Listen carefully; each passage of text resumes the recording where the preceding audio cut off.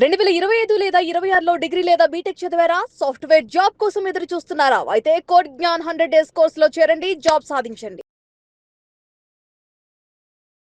చాలా సందర్భాల్లో ఇంటర్వ్యూస్‌కి మనం వెళ్ళినప్పుడు will get back to you అన్న ఒక మాట మనం వింటూ ఉంటాం. నిజంగా ఆ వర్డ్ వాళ్ళ నోట్లో నుంచి వచ్చినప్పుడు మనం వెయిట్ చేయాలా? రిజెక్ట్ అయినట్టు అంటారా? చాలామంది స్టూడెంట్స్ కాల్ వస్తుంది, మెయిల్ వస్తుంది, వెయిట్ చేద్దాం, ఇంకొన్ని రోజులు, ఇంకొక వీక్, ఇంకో 10 days అని వెయిట్ చేస్తూ ఉంటారు. ఇక్కడ హెచ్ఆర్ పొలైట్గా చెప్పే వర్డ్ అని చెప్పొచ్చు, యు ఆర్ రిజెక్టెడ్ అని చెప్పి. అలా అని ప్రతిసారి అది రిజెక్షన్ అని కూడా చెప్పలేము. ఓకే. కొన్ని సందర్భాల్లో అది నిజంగా వెయిట్ చేయాల్సి వస్తుంది. అంటే హెచ్ఆర్ చేతుల్లో కూడా కొన్ని సిచ్యువేషన్స్లో హోల్డ్ అయి ఉంటుంది. మేనేజ్మెంట్ దగ్గర డిస్కషన్ ఆగిపోవడం, అంటే అన్ని కంపెనీస్లో HR is not a final decision maker అని చెప్పొచ్చు.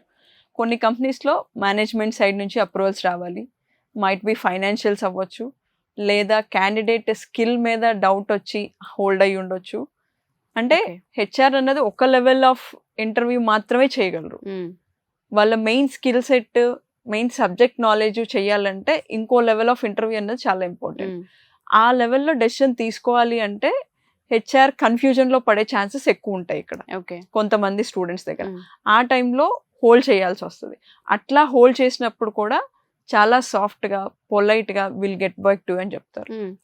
కొంతమంది నిజంగా రిజెక్షన్స్లోకి వెళ్తారు. అప్పుడు ఆర్గ్యుమెంట్స్ జరుగుతూ ఉంటాయి. హెచ్ఆర్ అన్న వాళ్ళు ఎప్పుడూ కూడా ఆర్గ్యుమెంట్స్కి దూరంగా ఉంటారు. ఆర్గ్యుమెంట్ అవాయిడ్ చేయడం, అన్నెసరీ డిస్టర్బెన్సెస్ క్రియేట్ చేయకుండా చాలా పొలైట్గా ఆన్సర్ చెప్పడం, విల్ గెట్ బ్యాక్ టు అనో, లేదా మెయిల్ వస్తుందనో, ఇంకోటో, సమ్ డిపెండ్స్ ఆన్ సిచ్యువేషన్ బట్టి వాళ్ళ వర్డ్ అన్నది యూజ్ చేస్తారు. ఇక్కడ అలా వాడినప్పుడు 100% అది రిజెక్షనా అన్నది మనం చెప్పలేము, 100% అది హోల్డ్లో పెట్టారా అన్న కూడా చెప్పలేము. ఇక్కడ ఏం జరుగుతుందంటే అలా జరిగినప్పుడు స్టూడెంట్ అన్నవాడు, ఇప్పుడు ఫర్ ఎగ్జాంపుల్ మన దగ్గరే తీసుకుంటే కోడ్నాన్లో ఇంటర్వ్యూ ఫేస్ చేసిన తర్వాత క్యాండిడేట్ వచ్చి మెంటర్తో డిస్కస్ చేస్తే, సార్ హెచ్ఆర్ రౌండ్ జరిగింది, ఈ క్వశ్చన్స్ అడిగారు, నేను వాటికి ఇలా ఆన్సర్స్ చెప్పాను, కానీ హెచ్ఆర్ అన్న వాళ్ళు will get back to you, మీకు మెయిల్ వస్తుందో కాల్ వస్తుందో అని హోల్డ్ చేశారు, దీన్ని ఎలా రిసీవ్ చేసుకోవాలి నేను అన్నది డిస్కస్ చేస్తే అక్కడ వాళ్ళు ఏం జరిగిందో అది as it is pin to pin అడిగిన క్వశ్చన్ వీళ్ళు ఇచ్చిన ఆన్సరు గనక అక్కడ డిస్కస్ చేసి చెప్పి, లేదా ఒక పేపర్ మీద రాసి తీసుకొచ్చి చెప్పగలిగితే వాళ్ళకి అక్కడే క్లారిటీ వచ్చేస్తుంది. అంటే మెంటర్ సైడ్ నుంచి వీళ్ళకి అర్థమైపోతుంది. ఒక మెంటర్ అన్నవాడికి క్లియర్గా ఏం జరిగింది అన్నది చెప్తే వాళ్ళు ఇంటర్వ్యూలోకి సెలెక్ట్ అయ్యారా లేదా అన్నది చెప్పగలిగిన కెపాసిటీ ఉంది మన టీంకి. సో అక్కడ అది జరిగితే వీళ్ళకి అర్థమైపోద్ది. అంటే నిజంగా రిజెక్షన్లోకి వెళ్ళింది అంటే కనుక ఈ పాయింట్స్లో నువ్వు మిస్టేక్ చేసావు, ఇది కరెక్ట్ చేసుకుంటే నువ్వు next level of interview next కంపెనీకి అటెండ్ అయ్యే లోపల ఇది స్ట్రాంగ్ చేసుకుంటే ఇక్కడ నువ్వు నీట్గా పర్ఫామ్ చేయగలవు అన్న క్లారిటీ మనం ఇస్తాం ఇక్కడ. ఓకే. అది అర్థం చేసుకుని వాడు నేర్చుకుని డిస్కస్ చేసి ఆ తీసుకున్న ఇన్పుట్స్ యూజ్ చేసుకుని నెక్స్ట్ ఇంటర్వ్యూకి ఇంప్రూవ్మెంట్ చేసుకుంటే 100% వాడికి అక్కడ యూజ్ అవుతుంది. అది చెయ్యాలి. అది చెయ్యకపోతే స్టూడెంట్ అన్నవాడు ఎప్పుడు కూడా అదే క్వశ్చన్స్ ముందు అదే ఆన్సర్స్ చెప్తాడు, అదే కైండ్ ఆఫ్ ఆన్సర్స్ వాళ్ళకి రిసీవ్ అవుతాయి, హోల్డ్లో పెడతారు.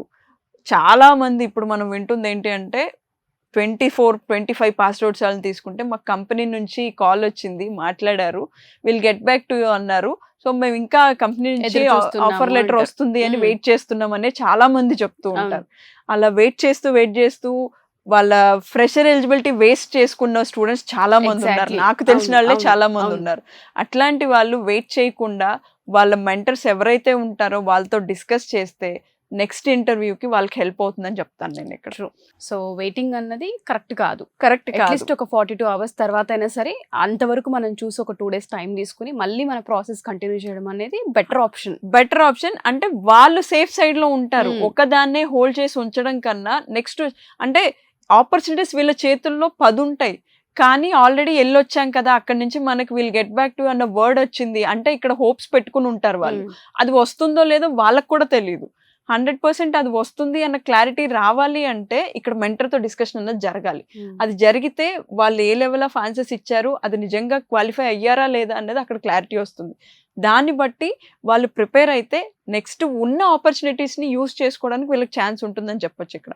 True. అంటే వాటిని మిస్యూజ్ చేసుకోకుండా, ఉన్న వాటిని వదిలేసుకోకుండా టైం వేస్ట్ చేసుకోవద్దని చెప్తాను నేను. టైమ్ ఈజ్ వెరీ ప్రీషియస్ అండి ఈ రోజుల్లో. అలా ఫ్రెషర్ ఎలిజిబిలిటీ అయిపోతే, మనం ఇక్కడ కోడ్ 9 లో ఫ్రెషర్ ఎలిజిబిలిటీ పీరియడ్ లో 2 years ఫ్రెషర్ ఎలిజిబిలిటీ ఉంటుంది వాళ్ళకి.